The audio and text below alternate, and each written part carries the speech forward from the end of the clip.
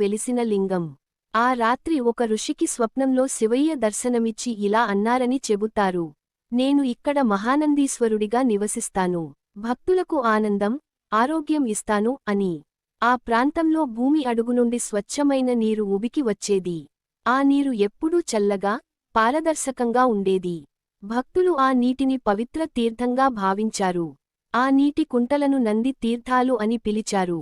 మహానంది చుట్టూ మొత్తం 9 నంది క్షేత్రాలు ఉన్నాయని కూడా చెబుతారు, వాటిని నవనందులు అంటారు.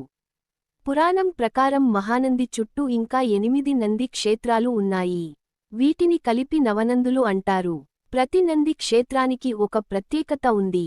భక్తులు ఈ 9 క్షేత్రాలు దర్శిస్తే శివ అనుగ్రహం సంపూర్ణంగా లభిస్తుందని నమ్ముతారు. రాజుల సేవ. కాలక్రమంలో రాజులు, పాలకులు ఈ క్షేత్రాన్ని అభివృద్ధి చేశారు.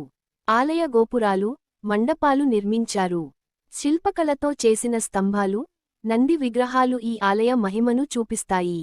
ఉత్సవ వైభవం. మహాశివరాత్రి రోజున మహానంది క్షేత్రం ఎంతో వైభవంగా ఉంటుంది. రాత్రంతా భజనలు, అభిషేకాలు, దీపాలంకరణ జరుగుతుంది. వేలాది మంది భక్తులు ఓం నమః శివాయ